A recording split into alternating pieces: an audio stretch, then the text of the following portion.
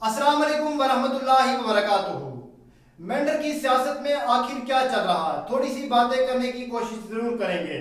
आज हम बात करेंगे इंजीनियर इशफाक चौधरी जो कि डीडीसी वाइस चेयरमैन भी हैं और इस टाइम इंडिपेंडेंट कैंडिडेट के तौर पर मेंढर से इलेक्शन भी कंटेस्ट कर रहे हैं। आपको मैं बता दूं, चंद दिन पहले तक ये अपडेट दी जाती थी, ये सोशल मीडिया में ये चलाया जाता था कि इशफाक चौधरी सिर्फ ज्यादा से ज्यादा गुज्जर बकरवाल कबीले से 8,000 या 9,000 वोट ही हासिल कर सकते हैं। लेकिन मैं आप तक इंफॉर्मेशन पहुंचा दूं, इस टाइम इशफाक चौधरी का ग्राफ जो है वो ज्यादा बढ़ चुका है। आप हैरान रह जाएंगे, जब से बाजी फारूक ने ओपन में सपोर्ट एक्सटेंड की है इशफाक चौधरी को लेकर, जब से यानी नॉमिनेशन के दिन से लगा लीजिएगा, उस दिन से कहीं ना कहीं इशफाक चौधरी का एक अच्छा खासा ग्राफ बढ़ चुका है।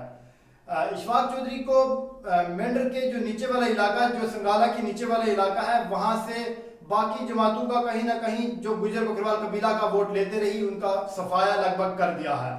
यानी ये मान कर चलिएगा, अगर इशफाक चौधरी डोमिनेट कर जाते हैं जिस हिसाब से हमारे तक इनपुट्स आ रहे हैं, तो फिर जाहिर सी बात है मुकाबला किसी तरफ भी जा सकता है। अब देखने की बात है कि ऊपर वाले इलाके में, क्योंकि गुस्सा इलाके में भी इशफाक चौधरी डोमिनेट कर रहे हैं। अब बालाकोट से जो गुजर बकरवाल कबीला का वोट है उसकी इंफॉर्मेशन हमारे तक नहीं है, लेकिन आपको मैं मुख्तसर वक्त में मैं बता दूं इस टाइम उनके लिए कौन कौन से लोग काम कर रहे हैं। मियां बाजी फारूक स्टार कंपेनर के तौर पर वो अच्छे तरीके से काम कर रहे हैं। मियां बाजी फारूक इस तरीके से काम कर रहे हैं जैसे कि इलेक्शन उन्होंने खुद इलेक्शन लड़ना है इस बार।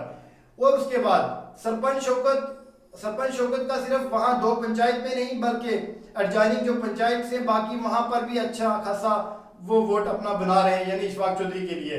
और उसके बाद आफ्ताब साहब भी। और इन शॉर्ट में बता दूं, गुजर बकरवाल कबीला का ज्यादातर वोट जो है हो सकता है जो बाकी जमात उसको फॉर ग्रांटेड समझ कर बैठे थे, उन गरीब मस्किनों का जो वोट फॉर ग्रांटेड लेकर बैठे थे, उनके पास से वो वोट जो है वो निकल सकता है, यानी उनसे कहीं ना कहीं इशफाक चौधरी की तरफ जा सकता है।